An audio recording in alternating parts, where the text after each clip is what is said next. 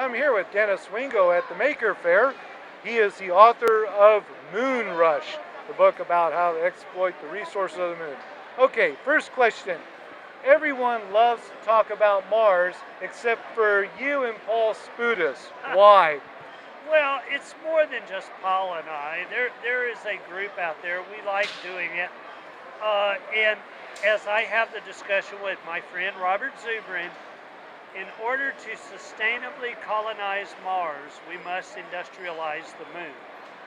And by industrializing the moon, what we mean is that to take the resources of the moon and actually use them to build things, because we have to solve two of the biggest problems with going to Mars: radiation and gravity. We want to actually build interplanetary space vehicles in lunar orbit. Okay. One of the things that you mentioned in this particular book is the use of on-site resources, Yep. not taking everything from the deepest gravity well in the inner solar system.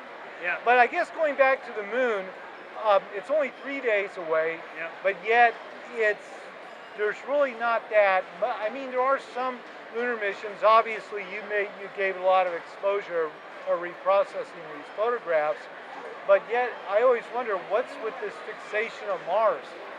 Well, Mars is romantic. Mars is the next horizon.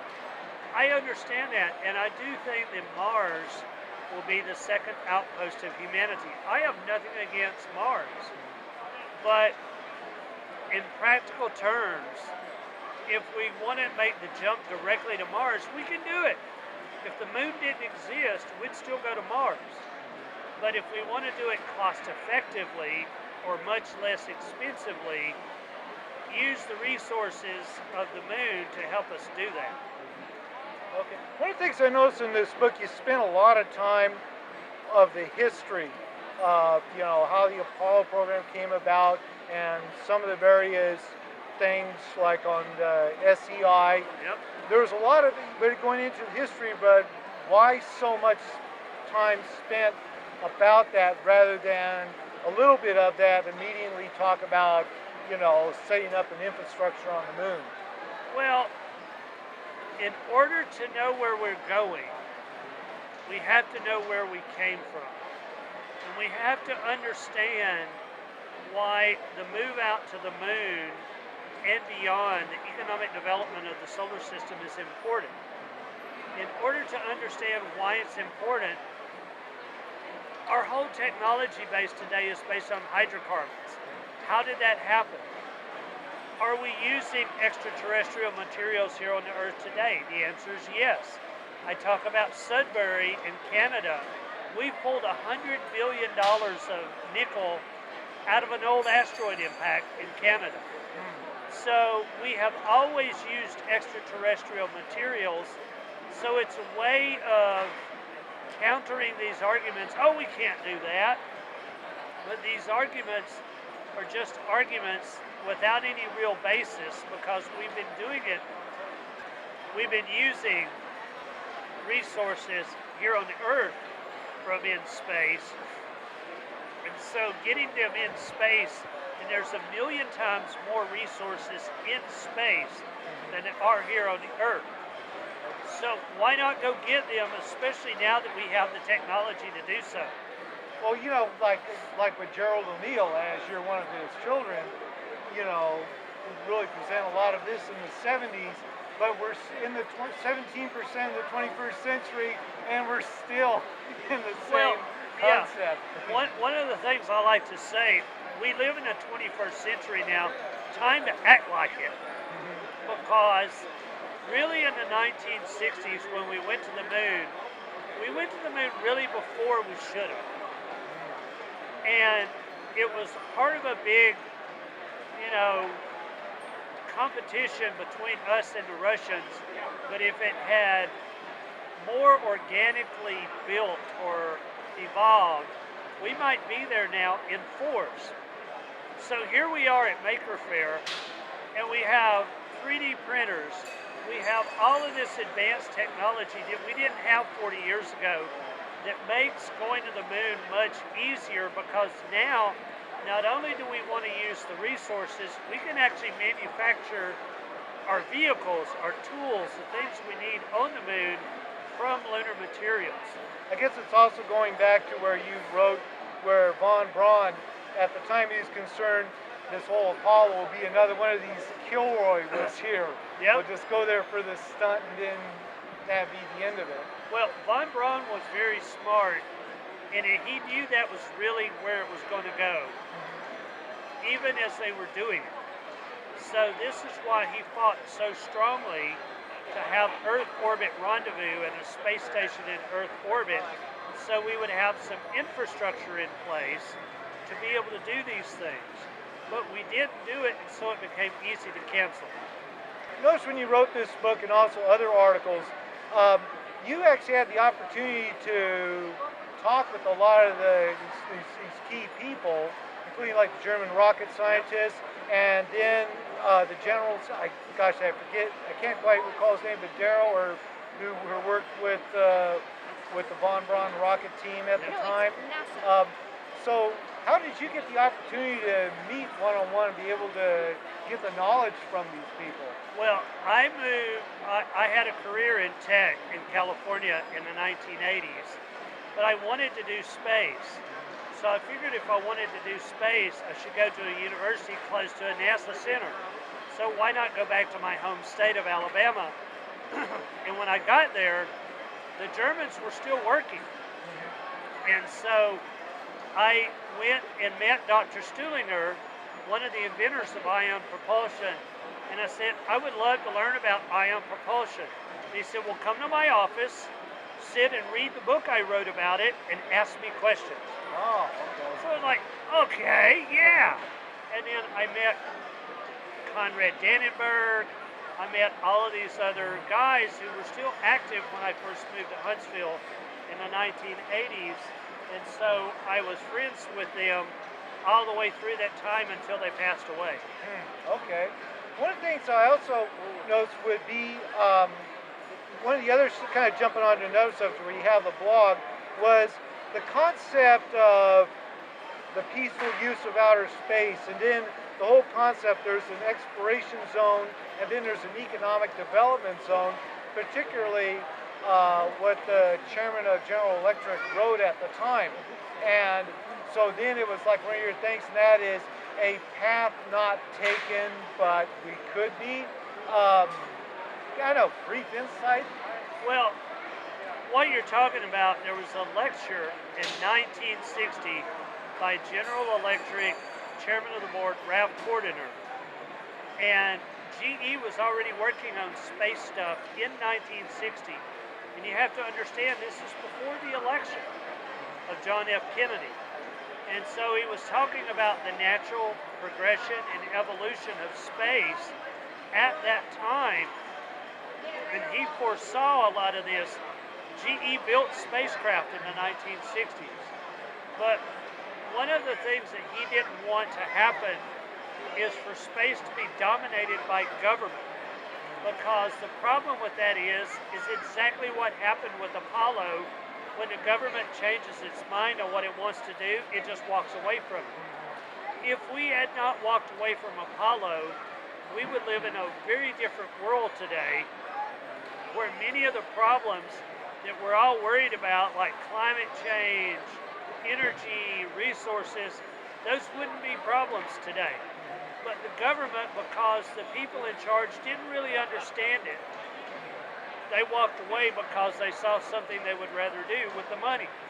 And so Cordiner foresaw these problems in 1960. Oh. And so, but you have to understand, Cordiner was Ronald Reagan's mentor. And so it's this kind of thought pattern that was in place. And you have to understand, there was a whole series of lectures that were sponsored by this guy by the name of Simon Ramo. And Simon Ramo is the R in TRW. Okay. Wow. So I thought it is, but sometimes we, like I'm just saying, we're now in the 21st century, and So, you know, I read the book and I said, okay, I guess I kind of see, I may not really exactly see all the steps, but um, a lot of times, like for example, you wrote where the Club of Rome with this whole study of Yep. diminishing resources, and nobody ever thought about the resources of space. Yep. And so you spent a lot of time on it. But even though Gerald O'Neill, um, he would really mention about that, you know, the concepts of space settlements and all that. So then how do we get from we're currently thinking to more people thinking about that? Well, that's one of the reasons I'm here at Maker Faire. But there's an old saying that perception is reality. And so, and one of my mentors, a gentleman by the name of Dr. David Webb, was on the committee that gave the Club of Rome their money for that study. Wow. And he said he interviewed these guys and said, why don't you, because this was during the Apollo missions. And they said, why don't you consider space? He said, well, we just don't think that's viable. And they just wrote it off.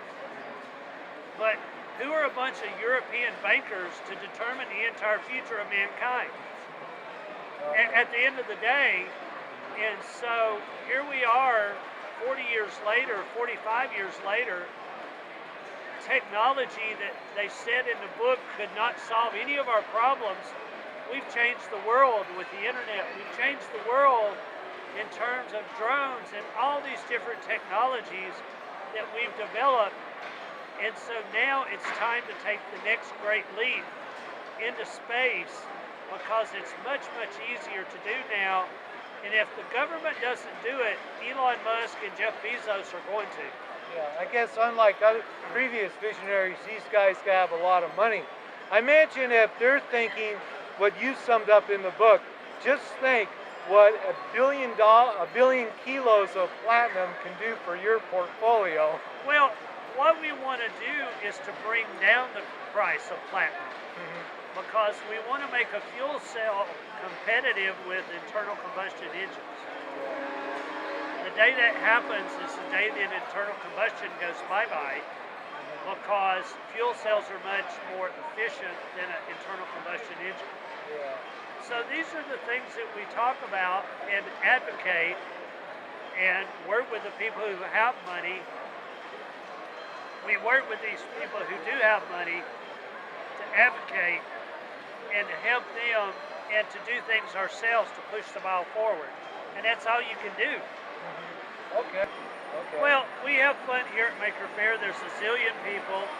And it's a great place to talk about these things and to help people just tell them about what's going on. Yeah. And that's part of it. This is what Werner von Braun talked about 70 years ago when he started working with Walt Disney. Because if the people understand that this is possible, they will support it. Okay. So speaking about this, let's going back, I found there was the Augustine II Commission where you appeared before them and saying, 20 years ago I came here as an angry young student. But then you said to this group that they have the unique, what is it, I can't quite recall what you said, but they have the unique opportunity to present or provide an option and the direction of our space program. Well, in 1989, what you're talking about is that they had one of these big conferences. We're going to go back to the moon. We're going to go to Mars. And even then I said, well, it's 20 years later. What are you waiting for? Do it. Quit talking about it. And then, just a few years ago with the Augustine Commission, I said, okay, here we are another 25 years later, and the people still don't have your act together. We've got to do something different. So why don't you do something different?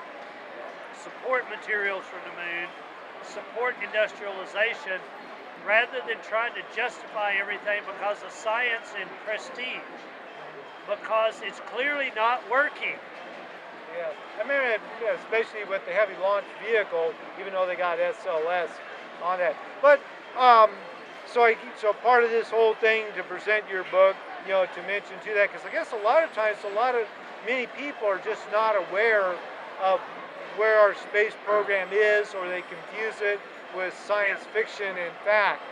Yeah, well, that's the way it is, and that's one of the reasons we're here, and it's the reason we talk to people is to help educate them. That's all you can do, and then go and do what you want to do in business to try to push the ball forward. That's what we do. Anyway, speaking about blogs, like along with what Paul Sputis has and Keith Cowing, so managing your blog and people that post comments, does this ever sometimes become a challenge where they may post something that's like, this is not appropriate at all, and then you have to, delete it, or sometimes they will come back and they may end up putting together like a strong argument against some of your viewpoints, and then you have to balance that out. So what's that like, running such a thing? Well, I am more than happy to have people with their counter arguments, different arguments, in that we all can learn. People who are trolls and put something stupid.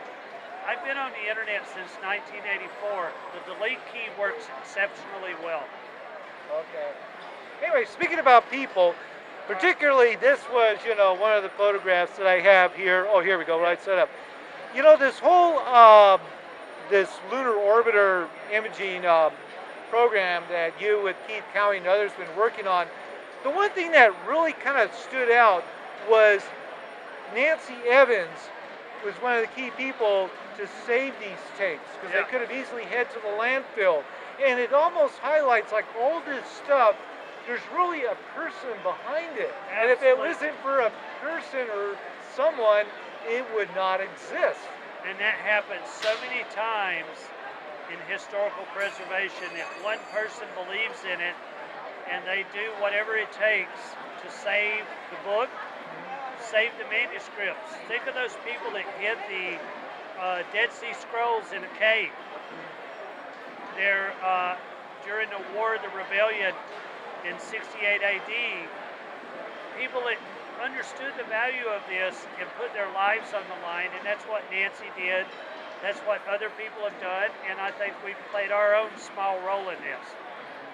And I'm going to need to get back to my customers. Okay, here. all right. Anyway, so here with Dennis Wingo at the Maker Faire 2017. Okay, thank you. Thank you, sir, All very right. kindly. Okay. Thanks for coming.